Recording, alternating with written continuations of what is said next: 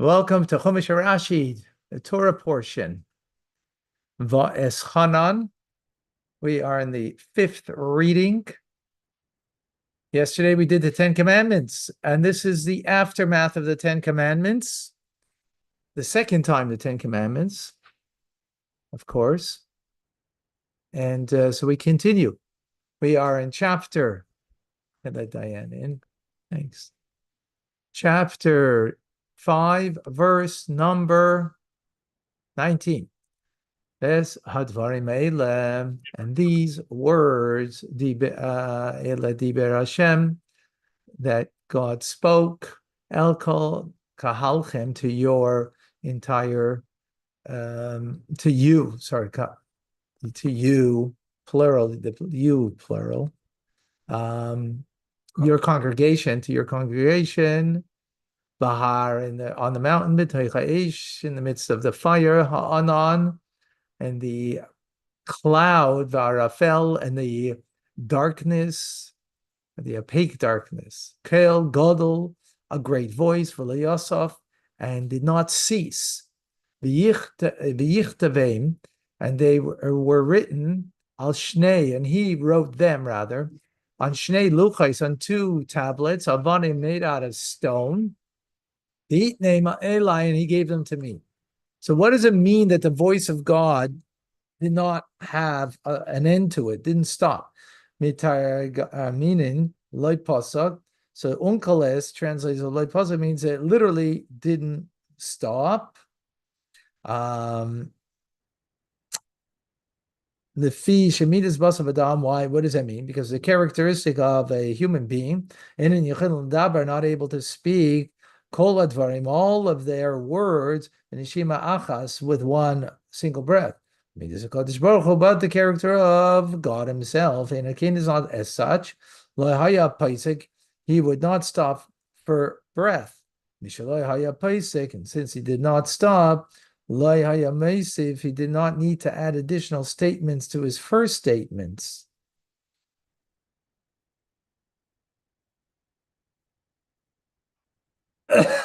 Didn't need to add anything. For his voice is strong, the kayam li'elam, and lasts forever. In other words, we take a breath in between when we speak, right? So we add a new breath, new ideas, new teachings, right? God doesn't add a new breath and therefore not a new teachings. This is His teachings forever. Davar acher, alternatively, le'yasif means he didn't add, he did not continue appear, but he said pumbi in such a public setting. In other words, didn't add again. That God's not going to appear to a nation again in such a manner and speak to an entire nation. It was a one-time deal. That's why some people have a difficulty with it because they never experienced it. So, how could it have ever happened? Well, happened it did. 20. And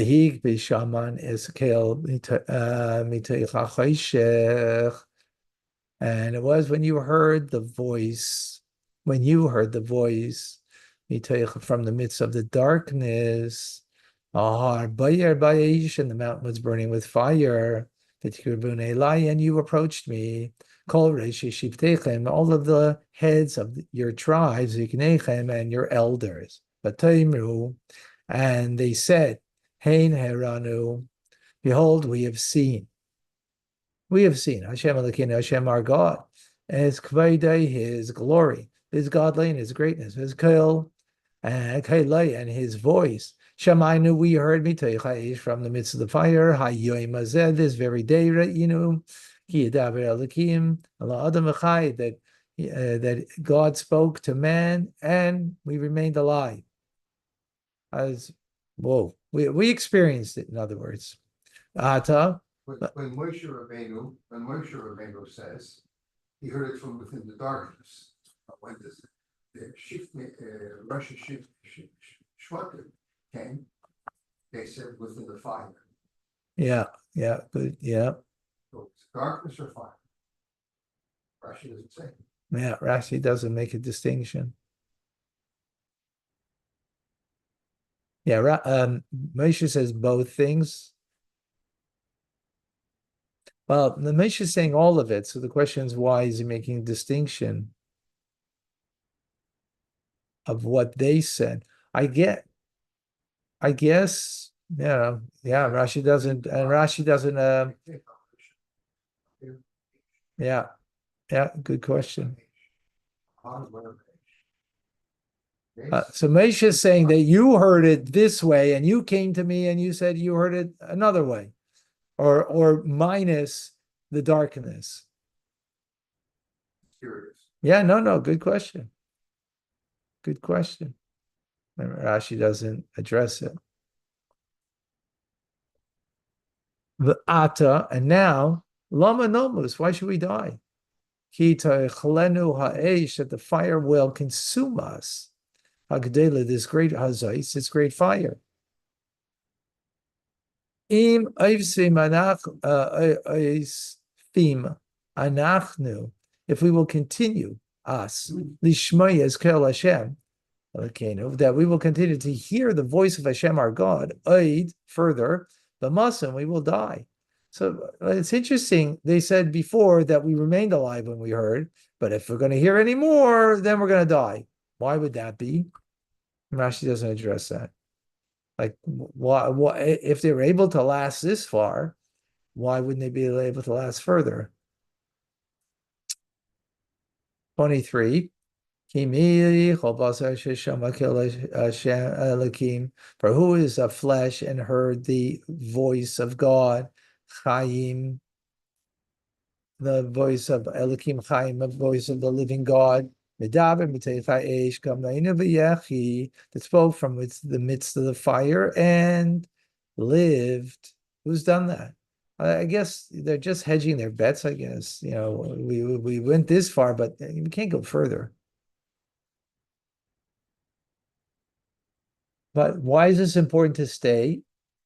Is because they heard the first two commandments, and the rest Moshe got from God, not just the latter 8, but the rest of the Torah. So, in other words, this is the fact that Jewish people are now appointing Moshe, right? In other words, it was enough of an experience, enough proof for them. Kravata, approach you. Rabbi, they said that no one of any flesh can live in such a situation. But Moshe, they were appointing Moshe, God, you could live. You could live, but no one could live. Yeah, but they lived for the first two. They heard Aleph from Anoichi, or they heard Anoichi, or both of them. Yeah, there's a whole different opinions. They just heard an Aleph, they heard Anoichi, the first commandment.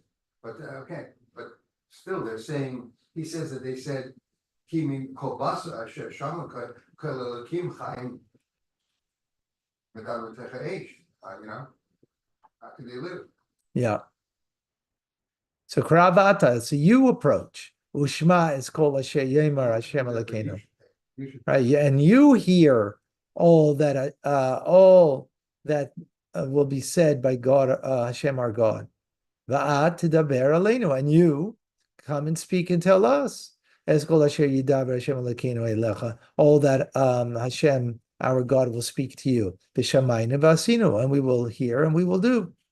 Interesting that they said here shamaynu, because you have to hear it first, right?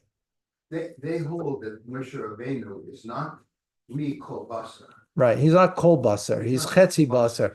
He's only chetzi basar. He's only chetzi basar. He's half Elokim and half basar. Right. Yeah. So he's not kol basar. Exactly. That's why they could send him. Right. We can't go because we're kol basar. But you, Moshe, you're not kol basar. So. Yeah. Exactly. Kol basar meaning all flesh, right? He isn't. Yeah, exactly. 24 in Rashi, about to daber, and you should speak to us. The tashtem is kaichi,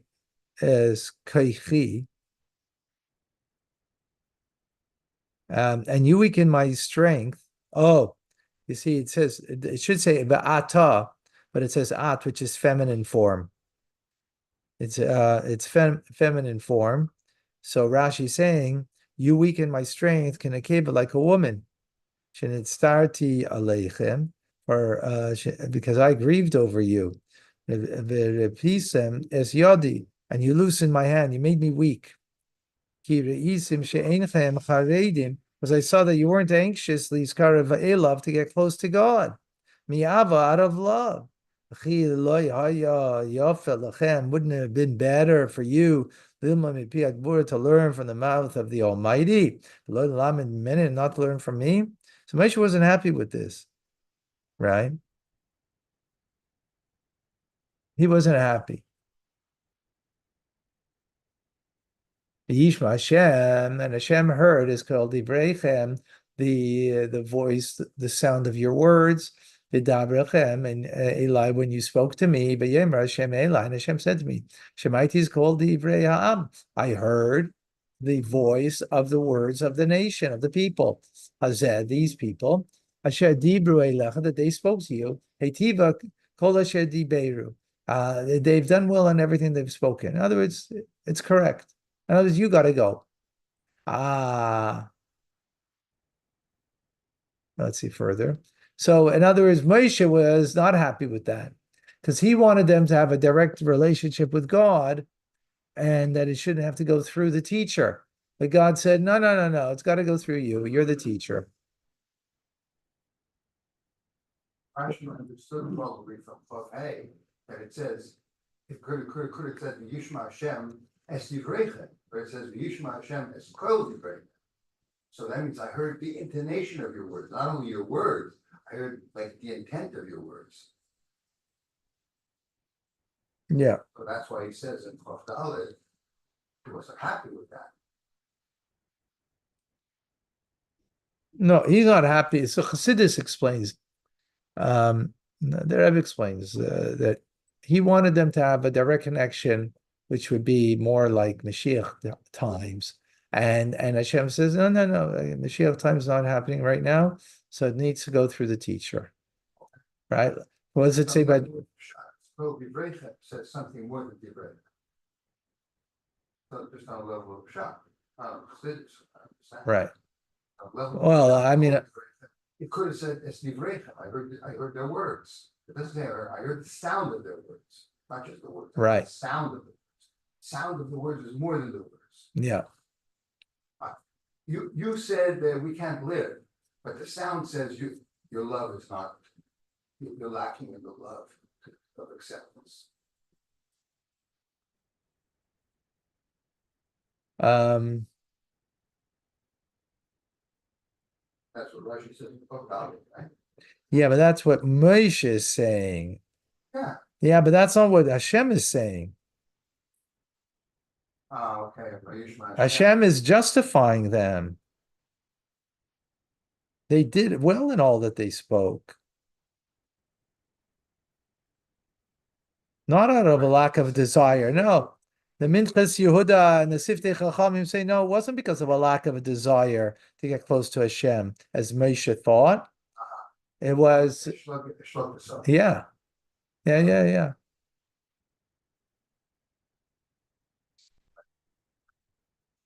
Mitain, who will give that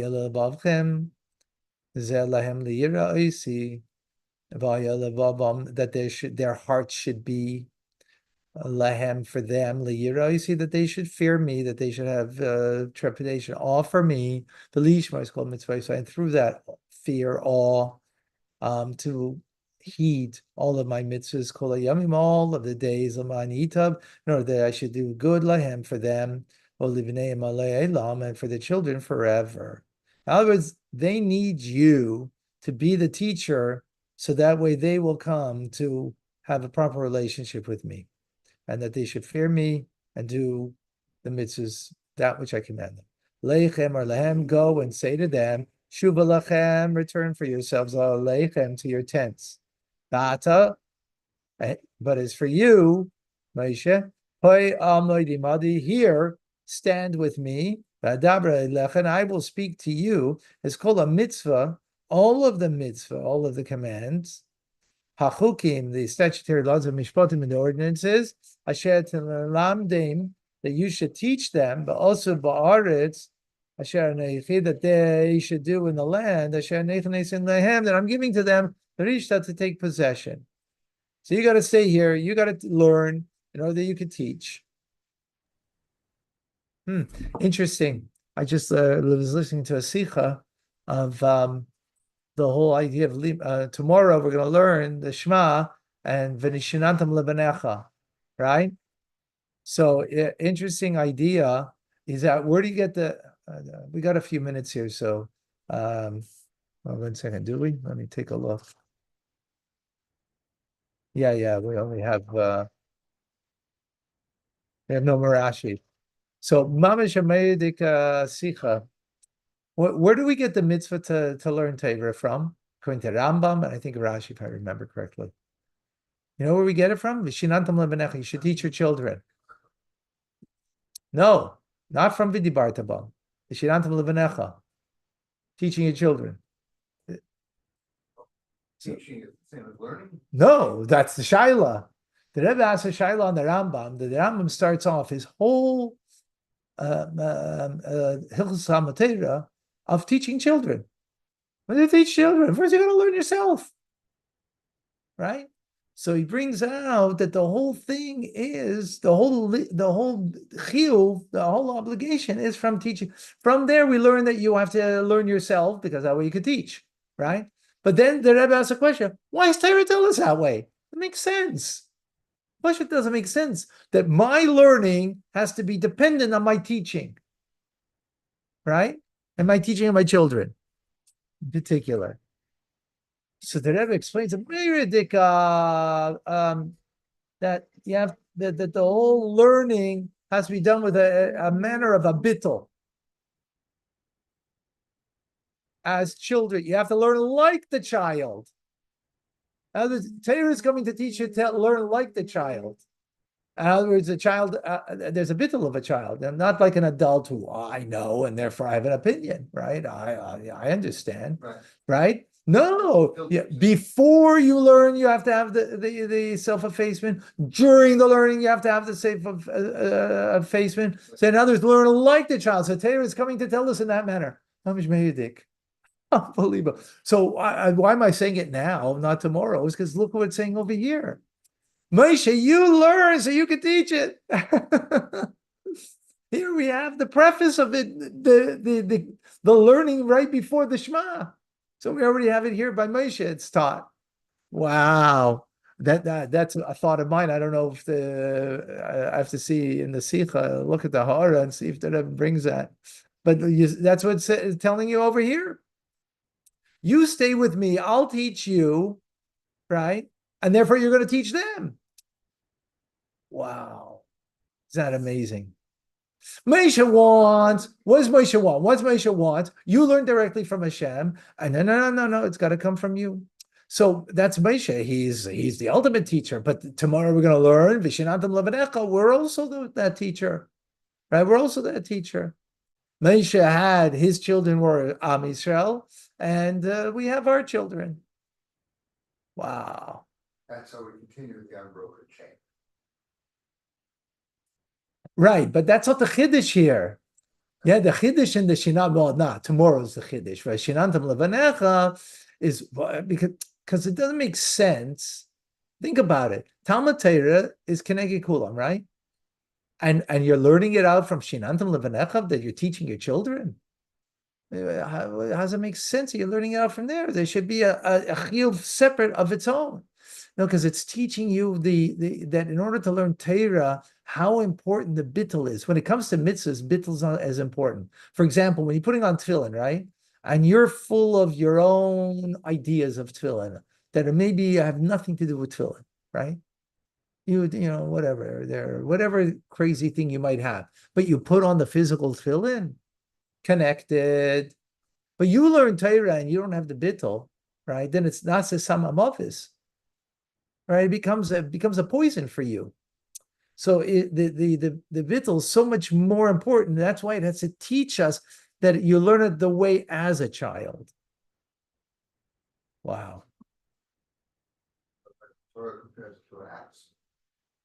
Yeah. and as to a poison. Yeah. Okay. Okay, 29. And you should keep them in order to do as Hashem your God has commanded you, as you. Small, do not turn aside right or left. In the entire path, that Hashem your God has commanded, as you. You should go in that path. In order that you should live. Not only you should live, but it's going to be good for you. And you will have long days, on the land, that you will possess. And this is the mitzvah. The statutory law and the ordinances that commanded Hashem your God to teach you to do in the land that you are crossing there to take possession of in order that you should fear. It's Hashem your God. Lishma is called wow, the repetition here is like unreal, right? And Rashi doesn't like. It seems like the repetition is just to put the emphasis, and therefore Rashi is not bothered by it, right? It's because it's so important, this idea. Lishma is called to keep all of his statutory laws, all of his commandments, that I am commanding you, Ata, you, Ovincha, and your son, Ben Bincha, and your son's son. Right? All the days of your life, in order that your lives should be lengthened. Shamaita, and therefore you shall listen. Yisrael, Yidden, Shamarta, and you shall guard, heed, observe. Lasos, to do is that which is good for you. L'cha. Asher tirbuon ma'id, in order that you should become increasing, very much increase, as spoken by God, the God of your forefathers. Loch, they spoke to you. The God of your forefathers spoke to you. Not that they spoke, not that God spoke to them. He spoke to you. Spoke to you, a land flowing of milk and honey. Wow. Let's just briefly see if there's something here.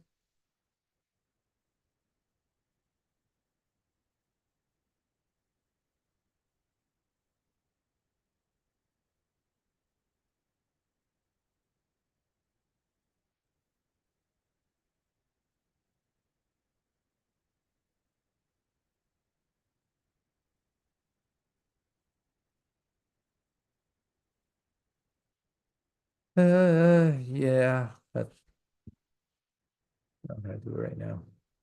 We'll see you shortly. Thank you, folks. Thank you, Rabbi. Stuff.